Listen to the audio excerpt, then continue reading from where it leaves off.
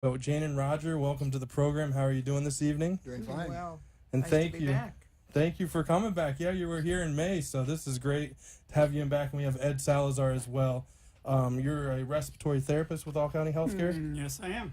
And thank you for coming along as well.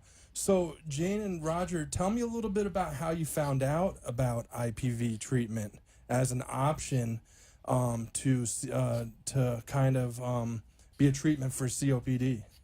Go ahead, Jen. Probably, what was it, Ed? Maybe 5 years ago when. No, it was at least 4. At least 4 years Yeah. ago, I met Ed.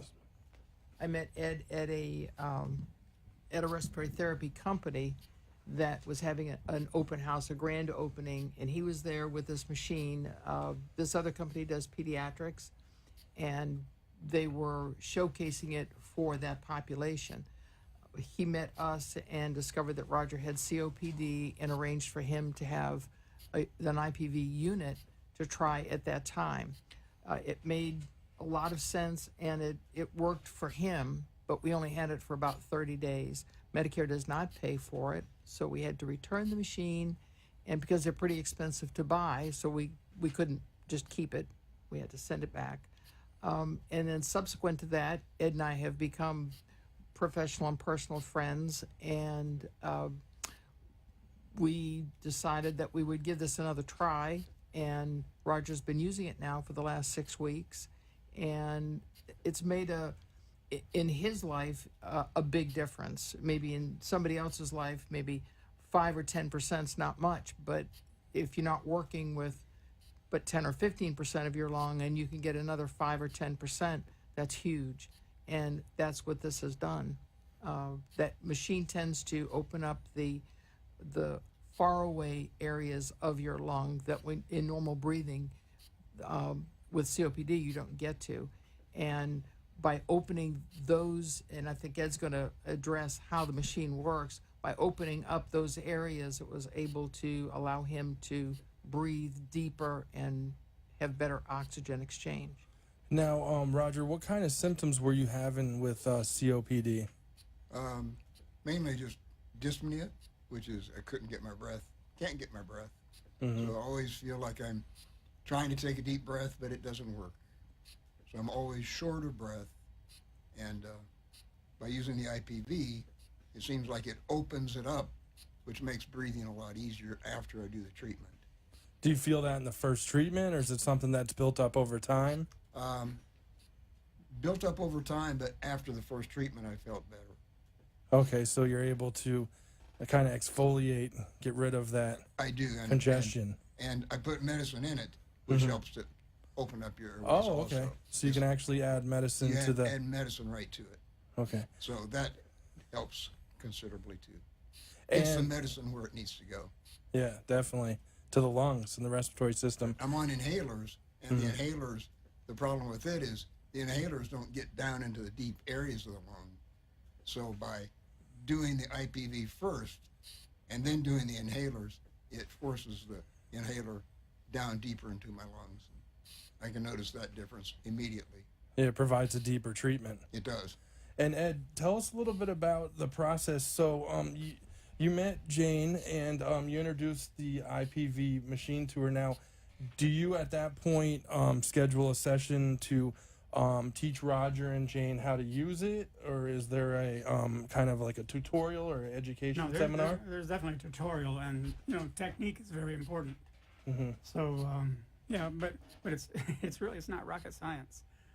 Most every COPD patient. How would you describe the severity of your COPD? I have less than 20% of my lungs left. And so he is severe COPD. Severe. Stage 4. Stage 4, okay. So people in this situation, they've lost a lot of their mechanics. The ability to take in a deep breath, the ability to exhale forcefully, some of these things. What we were able to do with Roger is that by recruiting lost lung volume, that's what he was talking about, getting to the deep parts of the airway, the most terminal airways, they'll actually collapse, and they can be re-recruited, re-expanded. And once you've done that, then you can also help mobilize secretions. It's, you know, part of a loss of mechanics is the inability to cough effectively.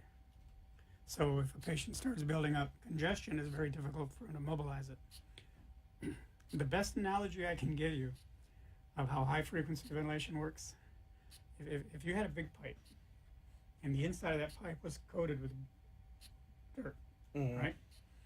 But down through the center of the pipe now, you're going to shoot quick bursts of water. Pop, pop, pop. Very, very rapid, you know. As soon as it gets to the bottom of the tube, it's going to start filling up, right? And eventually it's going to start washing out. What's going to happen to everything that's on the inside of the It's going to pipe? break apart. It's going to break apart and it's going to wash out. But it washes out at a much slower rate than it went in because we're shooting a rapid burst through the center. But because you got a lot more surface area, it washes out at a slower rate. And those secretions that you're talking about, is that pretty much the same as mucus, or is that a different kind of? No, it's mucus. So mucus gets caught in the respiratory system and can't get out. So this machine, which we have on set today, and we're going to be doing a tutorial probably right after the break. So that's really something to have the machine on the radio set here. But that's something that breaks up that mucus, and over time, the patient, the individual, is able to kind of exhale, get rid of that mucus. Yeah, You cough it up. The Cough it up, interesting okay. thing, David, is It helps you cough. all Nice. he has never had congestion. He does not cough. Doesn't have any of those symptoms. But when he started using this machine, he started getting congestion, and he started coughing. And what has happened is it's gone to these far out regions of his lungs, opened them up, as Ed alluded to, and broken up what's been there for who knows how long, and is now allowing that to come out, which is cleaning out those areas. So although that little bit of congestion is uncomfortable, by getting that out of where it was, it's definitely going to make an improvement. I mean, it was just virtually stuck in there until you had this treatment. Yeah. And you had Like already been waiting on. for pneumonia. Oh, wow. That's what the pulmonologist says. Because of the bacteria? So people Builds then up. get pneumonia and you have an exacerbation, they call it, and that's most people die from the exacerbations. Oh, wow. Or the Yeah, bacteria growing in that mucus. You figure you've got a dark, warm, damp place with stagnant mucus. That accelerates bacteria and pneumonia. So it's critical to mobilize those secretions. Now, how often during the day do you do the IPV treatments when you're involved with them? You said for the last 6 weeks you've done them? I do it once a day and try to do it twice a day, usually morning and evening, but sometimes evening is kind of harder to get to, but I do it every morning. And how long for each treatment does it last for? About 10 minutes. So you do 10 minutes It's straight? just quick. It's a quick thing. And immediately you can, over time, with it building up, you can feel a difference. I can, and then after that I go walk on my treadmill for 30 minutes. And Oh, do wow. exercise. Which he was not doing before. Oh, that's great to hear. So it definitely It's improved all the way around. improves the quality of life. The way that we think we were able to improve his exercise tolerance. Remember I said that the mechanics are difficult to recover? But by reinflating those alveoli, you know, little air sacs down there, and allowing more blood, more gas exchange, we're able to increase his blood oxygen levels. And by increasing his blood oxygen levels, his exercise tolerance improves. And the PFT test kind of showed that. Yeah, there's a test it's called diffusion capacity, and it's actually a measurement of the ability of oxygen to diffuse from the blood in the alveoli, and also to get rid of the CO2. You know, the oxygen goes from the alveoli into the blood, and the CO2 goes from the blood into the alveoli. It's an exchange of diffusion, and he had a 27% improvement in that one parameter. And Over a year period of time. That was at Mayo Clinic when I had the test. And for a stage 4 COPD patient, that's very significant. Oh, wow. Oh, that's good to hear. Because usually you don't see improvement with COPD, as it's kind of a deteriorating sort of condition. Now, Ed, tell us, we got about a minute before we take a break, and then we're going to try the machine on the other side. Tell us how people can, qualify for use of this machine. Well, right now, we're working very, very hard to get CMS, Medicare, to approve a billing code. But until they do that, it's the only, in South Florida, the only way COPD patients can access this therapy is through All County Healthcare, because All County Healthcare has invested in 5 of these devices. Okay, and that's in the Tri-County area of Miami-Dade County, Broward County, and Palm Beach County Correct. as well. Okay, and the website is allcountyhealthcare.com. Let's take a quick commercial break, and on the other side, we are going to do a tutorial with the intrapulmonary percussive ventilation treatment, or IPV treatment, on the You and Your Doctor show.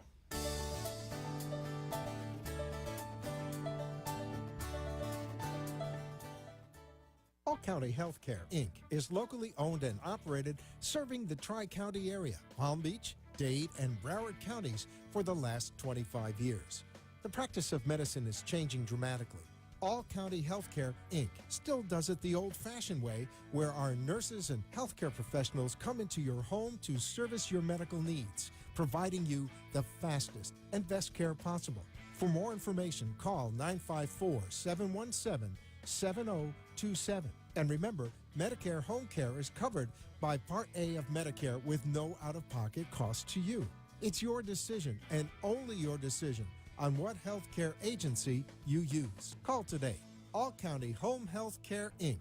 at 954-717-7027. License 200999096. You are listening to You and Your Doctor, Living Longer and Healthier, an informative show that helps you find answers to questions you always wanted to ask, but did not have that somebody that could make a difference in your life. Call into the show if you have a question at 888-565-1470, and we will put you on the air to inform all our listeners. Now, back to our show. And we're back on the You and Your Doctor Living a Longer and Healthier show. Living a Longer and Healthier Life show. As I promised, we're going to try out the IPV machine here in studio. So, Ed, tell us a little bit about the machine, and this is going to be the easiest part of the program for me because I'm just going to have to breathe. Breathe. All you got to do is breathe. The machine, this technology is nothing new. It's been around for more than 30 years, but it was usually just in the realm of critical care, burn patients, trauma patients. In the hospital setting. In the hospital setting, right. The people that manufacture the equipment, well, if it works on the very sickest of lungs, why wouldn't it work on lower acuity? So that's how it made its way, and right now it's most effective with COPD patients and cystic fibrosis patients. Any of your viewers that either take nebulizer treatments or they know someone, they have a loved one that does nebulizer treatments, and they're familiar with that part of the process. So this machine has a 50 psi compressor built into it. Usually when we start the therapy, we'll start it and the patient's getting their aerosol treatment, right? And it's a very, very effective high-density aerosol. And once they've got the medication on board, like Roger was talking about the bronchodilators and everything, then we implement percussion. Now, a lot of COPD patients are familiar with chest physiotherapy, just breaking it up. Okay, right. But with IPV, you're doing it internally instead of externally, and at the same time they're getting their aerosol treatment. I see. So this is what we would do with a patient. Mr. DePino. All right, am I holding right here? You're gonna hold the cup. Actually holding right the there. device, Right. the cup. I don't have to put my thumb there. Yep. No, all you're gonna do is just get a good tight seal on the mouthpiece there, and just breathe normally. So right now you're just getting the aerosol treatment. Right now he's just getting the aerosol treatment. When we throw in the percussor, now what you want to do, you want to take in slow breath in, deep breath in, exhale slowly. Deep breath in, exhale slowly. And the nurses who give the treatments to the patients at home are trained to modulate the frequency and the amplitude to what is most effective.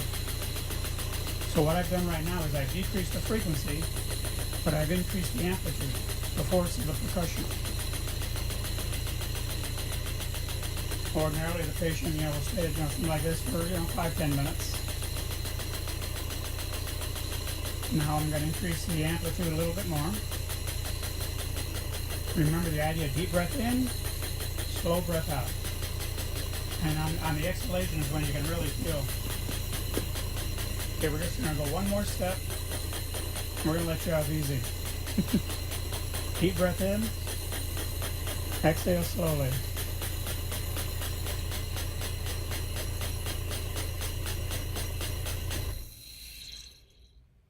Wow. Now, Very- take a deep breath. Oh yeah, you can feel much clearer. Much clearer. It's very, very rhythmic, and definitely can feel the difference already. It Like definitely having a feels little like therapist inside, yeah, pounding and breaking away. it up. Every Now I understand it. every respiratory therapy that's ever treated a chronic lung patient or a cystic fibrosis patient has had to just endure that. I don't like giving 45-minute treatments. No, Like- that's got to be a lot on you over time. And the beautiful thing about this is the machine doesn't get tired, so it will maintain a consistent frequency and amplitude according to where you set it. Wherever you said. Now, what the patients need to do, they need to, gradually become accustomed to the increased amplitudes. You don't accomplish anything if you make the patient uncomfortable. So you want to start them at whatever the most comfortable setting is for them, and then make adjustments from there to improve their condition. It's maybe something they can work up to Correct. as well. Now, I'm a little surprised at the size of the machine. I thought for this type of machine, when I read about it, it was going to be humongous on wheels, something that had to be lifted in with It a is crane. But it comes with a bag and a shoulder strap. And Jane, tell me a little bit about like having this in the house. Is it something you can? It's very easy to have. We actually have a little place in the utility room, and he leaves it on the counter. And he plugs it in there, and he has a chair in there he can use to sit on, or he can stand into it, and it would actually then just fold back up and be put in a cabinet. So it's very convenient. Compact, very convenient. Absolutely. That's fantastic. Yeah, like I said, I was a little surprised. So, Ed, when this was in the hospitals years ago, it was probably humongous, and they've just Well, kind some of them still are. and some of them still are. But the beauty of this is, the compressor, or in the hospital, if it's plugged into the oxygen outlet on the wall, this sliding venturi is what does the work. So I could actually, I could take this Phasotron, I could take this device, and I could put it on a number of different platforms, and we could achieve the same thing. Oh, when we're in the hospital or emergency room, those are the oxygen outlets on the wall that you see. Just plug right But into they- those.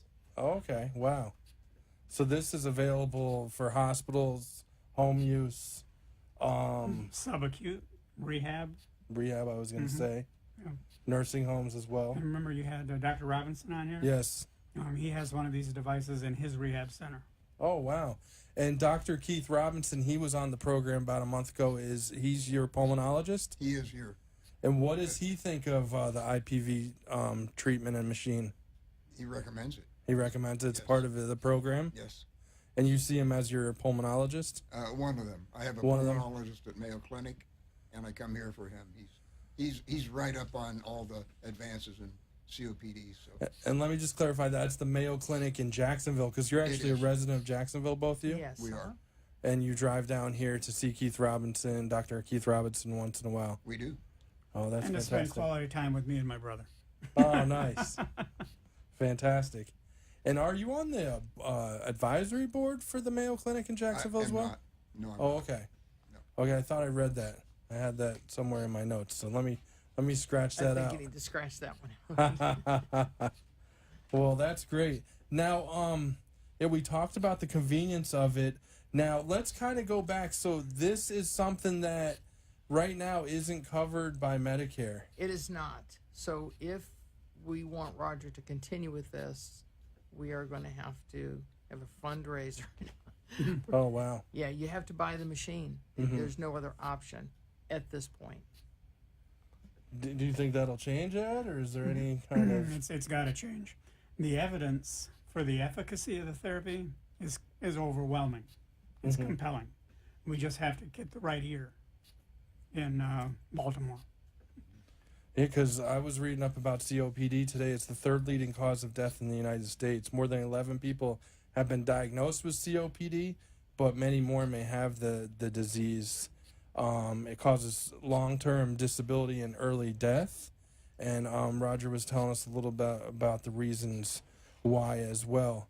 Now, this capsule that I was had my hand near, that's actually where Roger can have his medicine put in there. This is the medicine cup. And it through that, is that steam or is that It's an aerosol. aerosol? Okay. Right. Now, here's another thing about aerosol therapy. Many times when people are prescribed for an aerosol, they get a little tiny device, and they hook their nebulizer to it and they take their treatment. In order to have an effective aerosol treatment, you have to have a stable, very tiny, about 2 micron particle size. And then I refer to a lot of these nebulizers as converted aquarium pumps. This is a device that's going to give you 30 psi coming into the nebulizer. It's a high efficiency nebulizer. This thing will nebulize molasses. I mean, it'll give you a good, stable particle size at the most therapeutic range, regardless of the viscosity of the medication. So it's accessing all parts of the respiratory system, wherever those blockages are. Some patients, in addition to bronchodilators, they have a steroid or they'll have an antibiotic. It doesn't matter what cocktail the doctor wants to put in there. We can nebulize it. And is this a mainstream use for pulmonologists, or something that it could be a great tool in their toolbox? It could be. It could be. Really, It's not mainstream yet, though. No, not mainstream. I refer to it as the lost art, the lost art of high frequency ventilation.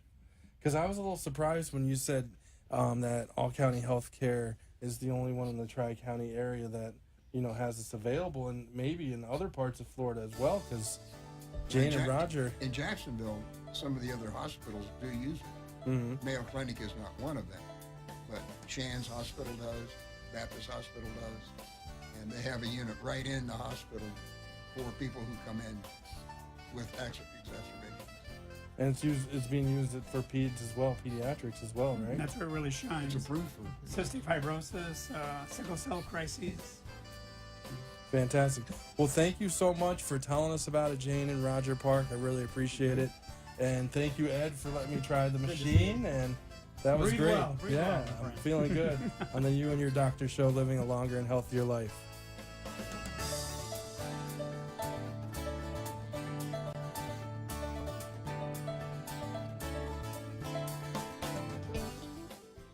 Thank you for letting us share with you a longer and healthier lifestyle. If you have a doctor or are a doctor and wish to be on the show, call AMP2 TV at 866-244-5422, and we will put you on the air as soon as possible. Tune in next week for more information on living longer and having a healthier life. The opinions expressed on the preceding sponsor